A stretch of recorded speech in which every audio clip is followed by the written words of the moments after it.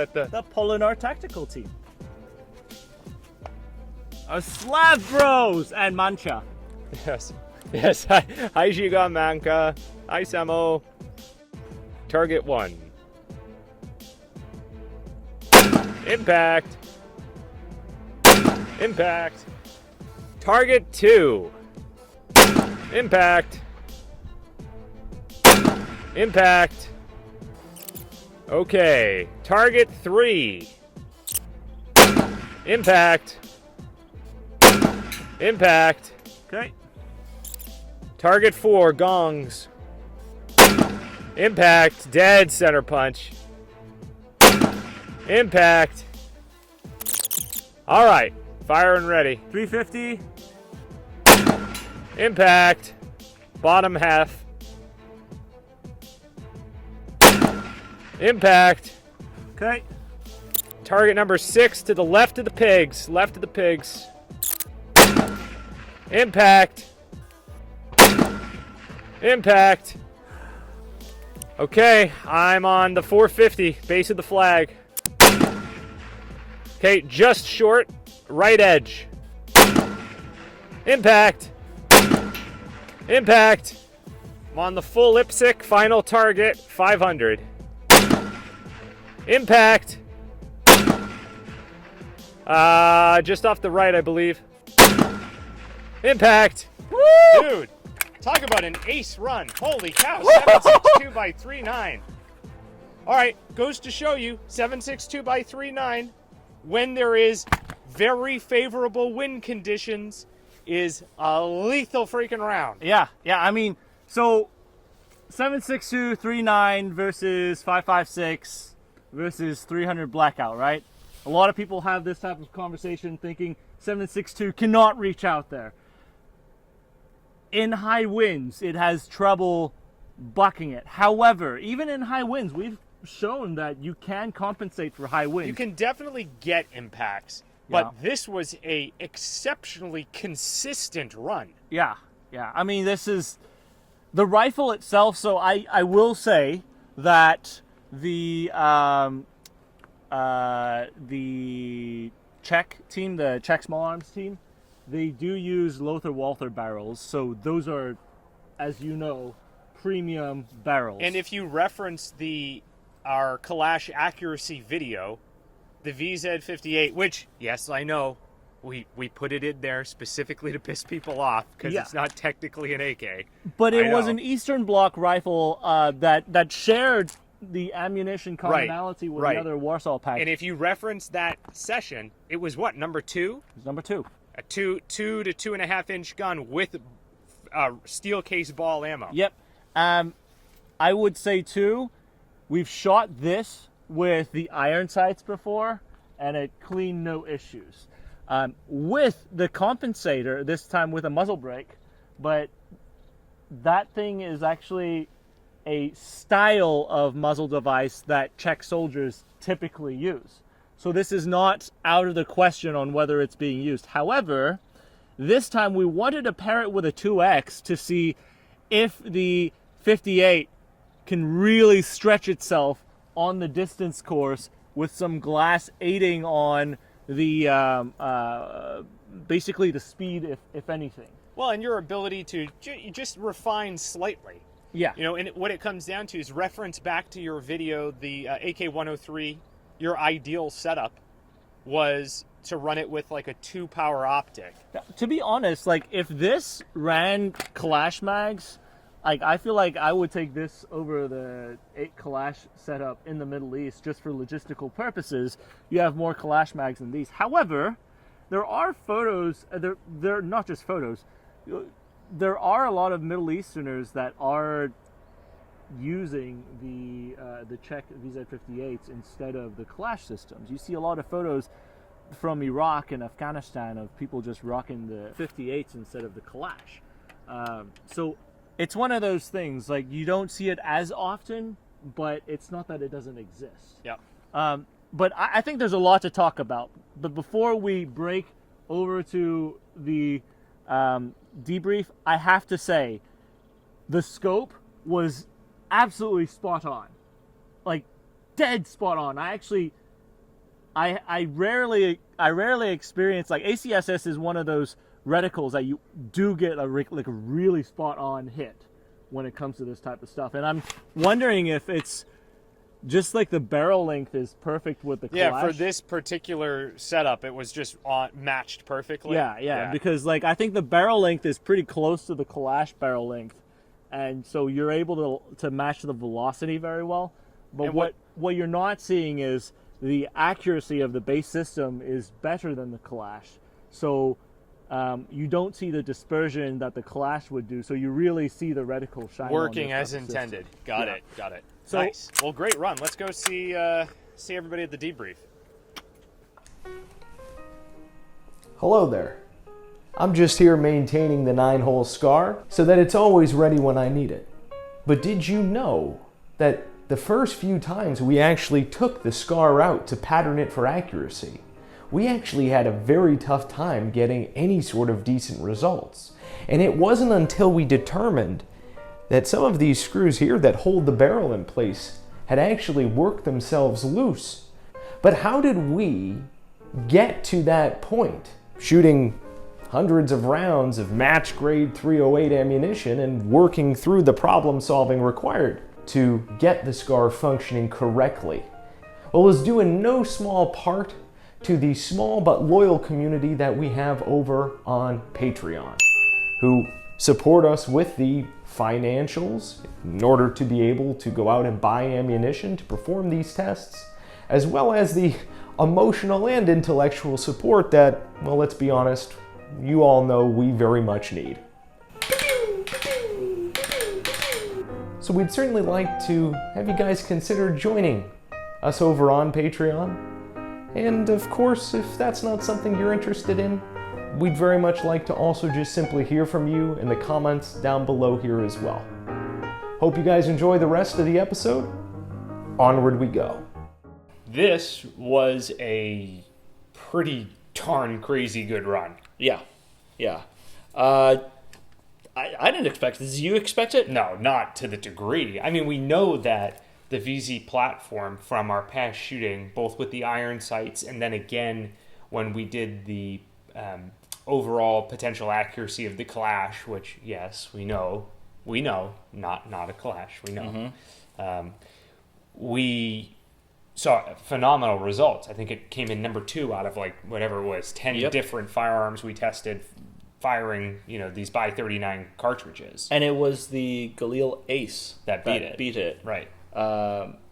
So I think that's an interesting way to jump into it because we've had previous work on the VZ58. And the one difference between this and our previous run, or two differences, is the muzzle brake and the sighting system. And that's it. Yep.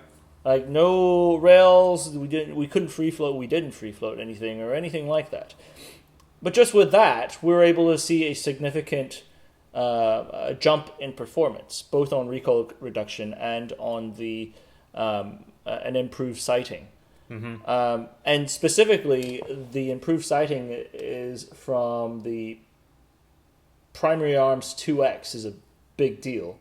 And to say I'm a fanboy is, I'm a fan of these things. I think, I would say that that's an understatement. I think the compilation of a good reticle and a pretty bomb-proof 2X system, being very simple to use, is something that you could use close range and medium range to really soak up any type of accuracy potential that's in the system. I think that's phenomenal for the system. Well, you talked about it at length, actually, in our classic review. I think it was of the AK103.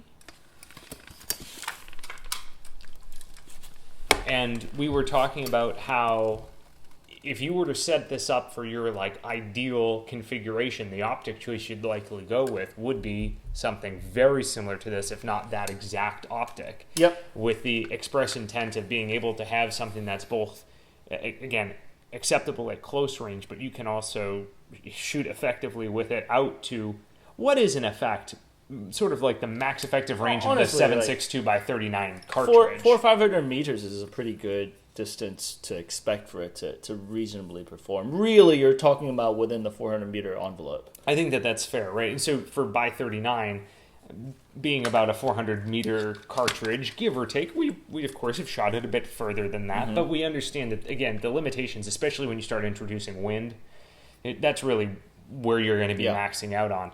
And the 2 power with the graduated aiming gives you enough to get there.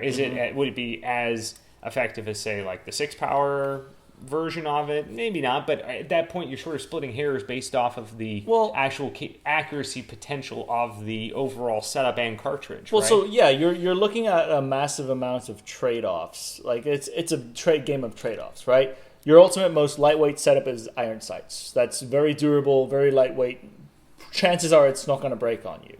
But then you're looking at either red dots, which don't give you any type of distance PID capability, or enhancing. I mean, dot sights, iron sights, red dots, prisms. They don't make the rifle more accurate. It helps you see better. It helps you aim better as a shooter.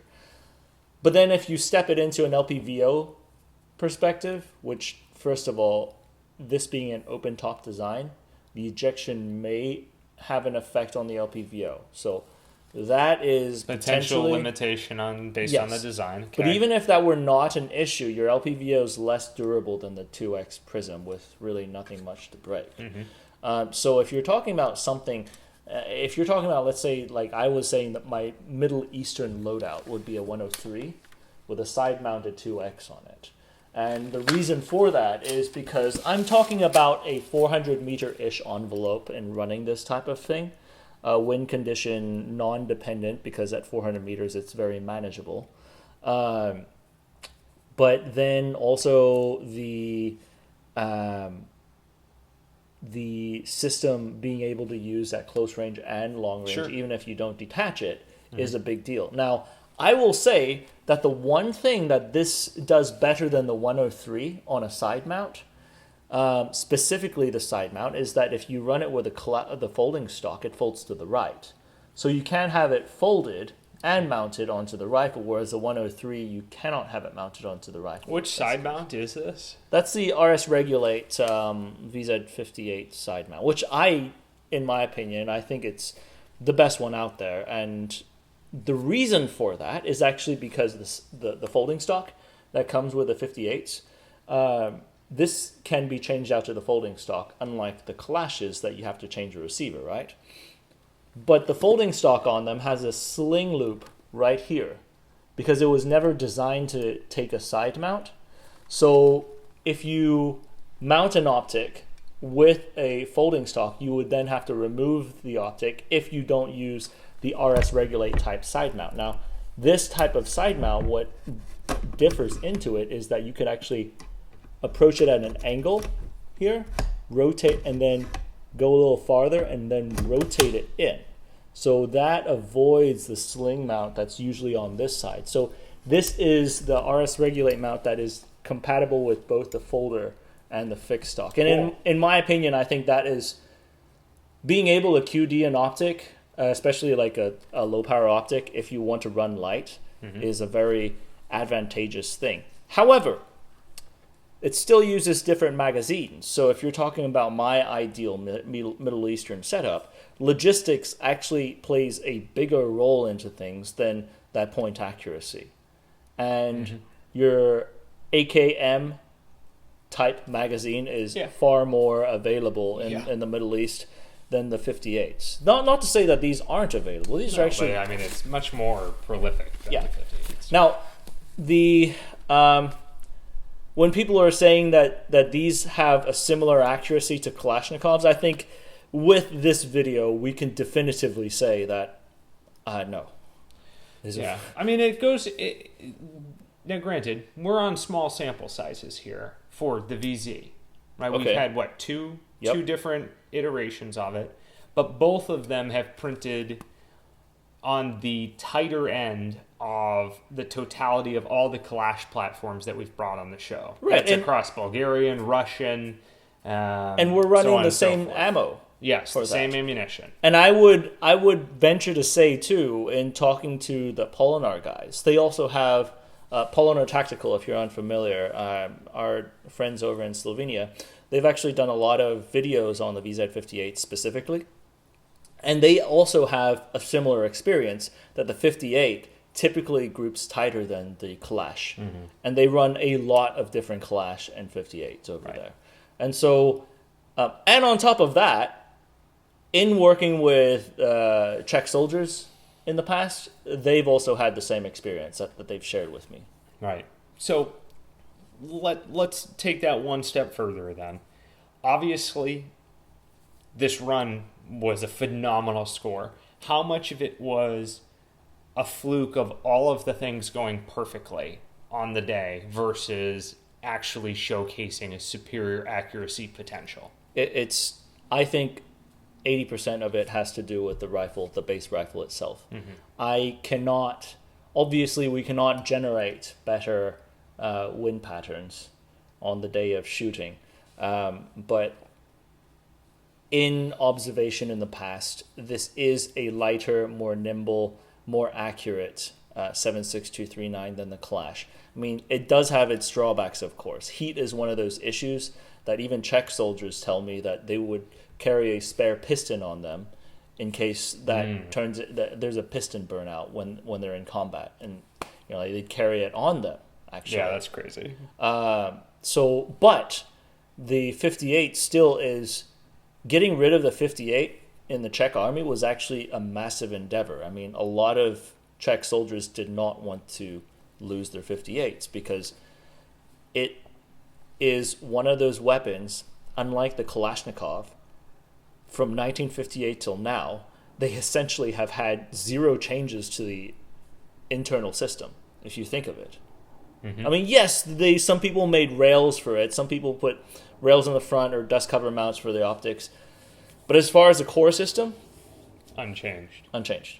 And they've used it all these years, all the way into Global War on Terror time frame, and up until 2013 or so, when they started phasing in the Bren 1. Well, you can clearly see why. I mean, it was very effective on this run, and it's been effective in the other tests we've conducted on it. Josh, I have nothing else to add. I am in love with this particular platform. I think it is a very viable platform, as some people would call it an alternative to the Kalash. I would call it more of a challenger to the Kalash. So, anything else? No, I think that covers it off, and it was a phenomenal run. Catch you guys on the next run.